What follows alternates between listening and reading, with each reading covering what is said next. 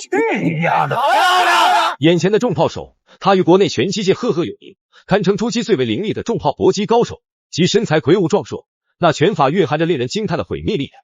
外国拳手与他交锋，鲜少有能撑过3个回合者，不少外籍选手在其强力打击下，于赛场狼狈奔逃，甚至生活都受到严重干扰。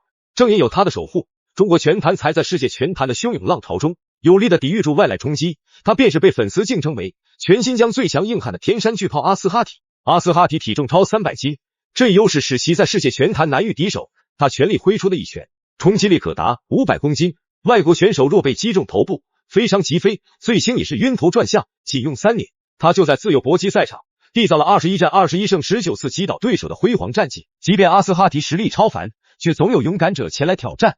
此刻，有着破坏者之称的日本巨人加诺南步入赛场。加诺南与阿斯哈提同为重量级精英，坚守武士道精神的他，听闻阿斯哈提的威名后，毅然飞来挑战，志在通过战胜阿斯哈提，提升自己的拳坛地位。随着裁判一声令下，比赛拉开帷幕。阿斯哈提戴着红色拳套，加诺南戴着蓝色拳套。比赛伊始，加诺南依仗强壮体魄展开强攻，但阿斯哈提绝非仅有力量而无速度，他移动敏捷，此时故意诱使加诺南靠近，只为捕捉那最佳反击瞬间。在这重量级的巅峰对决里，每一次攻击都可能左右比赛胜负。那这位日本选手啊，加诺南啊，曾经啊被他的对手赏连续20个膝击哦都没有倒，后来在空隙之中呢赏了对方一拳，对方就倒了。所以你看那个加诺南啊，他那个拳啊，他是重，而且抗击打能力也很强。是的，对，这样重量级的比赛是风险非常大的，随时可能一拳就结束掉了。那阿斯哈提啊，除了这个拳厉害之外啊，我说他会不会用脚？他说今天会尝试做一做啊。比赛现场，不少新疆拳迷粉丝都在为阿斯哈提激情呐喊助威。毕竟，日本选手在中国大陆那副耀武扬威的模样，着实让人喜欢不起来。阿斯哈提心里清楚，想要在这场比赛中拿下点数获胜，就必须得针对对手的身体薄弱环节展开攻势，尤其是加诺南的手臂与头部。加诺南肚子肥大，阿斯哈提之前的重拳打上去，就如同打在棉花堆里一般，毫无效果。让他能够超越自己，拿到今天的胜利。阿斯哈提，我觉得是中国重量级比较有希望的人。对，你看哦，在耍哦，阿斯哈提在耍对方了，对方也在耍，两个人在互耍。对，在这么紧张的比赛中能够有这样的表演，实际上也是一种只是说阿斯哈提的部手啊，他的手后手是一直扣在这个自己的下巴这边我前手耍你，但是我后面的防御是在的阿斯哈提出拳力量极为惊人，那种威力仿佛仅2拳就能将自己都击倒，所以面对他时必须得万分谨慎。加诺南一开始以为阿斯哈提不过是徒有虚名，实力并没有多强，但在经历了被击倒读秒的状况后，加诺南彻底改变了对这位中国选手的看法。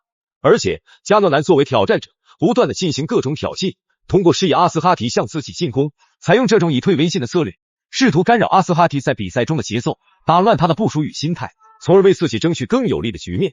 看对方想用勾拳啊，你用这个阿斯哈提进来，但是对选手场上也比较顽强。对，他能进来的时候他用勾拳。我觉得还是可以压下去。是，然后这个摄影师啊，压下去。对，在保护因为摄影师怕被弄到台下去。好，接着。这笔打击很重哦。好，阿斯哈提要一鼓作气，对，争取 KO 做掉。对，你还有在被阿斯哈提多次迅猛追击且惨遭暴打之后，加诺南亲人依旧不知收敛，持续做出挑衅动作，其狂妄之态展露无遗。比赛进入到第2回合，阿斯哈提那令人胆寒的恐怖爆发力深深烙印在加诺南的心中。阿斯哈提下定决心，绝不让加诺南在今日能毫发无损的安然走下擂台。或许是感受到了阿斯哈提的决心与气势，加诺南开始变得小心翼翼起来，脚下步伐不断加快，试图与阿斯哈提保持一个相对安全的试探距离。非常好，对，来抓嘴一点。我的观点是，对方表演的时候，其实精力还是有分散，应该这个时候可以轻一点。对，在讲嘛对，看多能讲。对，但实际上这日本选手还是有怯这个日本选手的还击差一点好，打得好，拳法相当好。是的。再教他打，好吧，你教我打我就打。对，打肚子，再接打头，一个。加诺南这家伙的顽强程度着实令人啧舌，即便手臂被打断，却仍然执拗的与阿斯哈提对峙。阿斯哈提的攻势如同汹涌的潮水一般太过凶猛，在激烈的对抗中，不经意间的一拳竟致使加诺南的一条手臂受伤，严重到他都无法抬起手臂进行防守。加诺南原本怀揣着野心，企图通过这场比赛让中国人领略到他所谓的强大实力，然而他万万没有想到会遭遇阿斯哈提这样一位实力强劲的重炮杀手。来看看啊，他内旋放后面，还没有看到他内旋放后面的作用。没中，他会打出一个冷拳来的。我觉得他从刚才的这个闪躲的这个状况下，他没有失去意识。没有，对，他眼神也是对的哦。帮我来啊，对吧？你来打我，来打我。双方互相挑衅。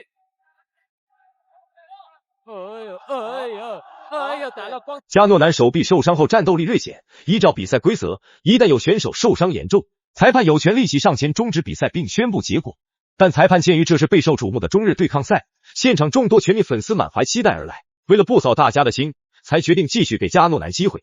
此时场上的比分大局已定，加诺南几乎已无翻盘可能，他唯一能做的便是凭借自身的抗击打能力来尽量拖延比赛时间，等待奇迹出现。如果一直没有打，还真有可能。来，双方都是开始缩短了。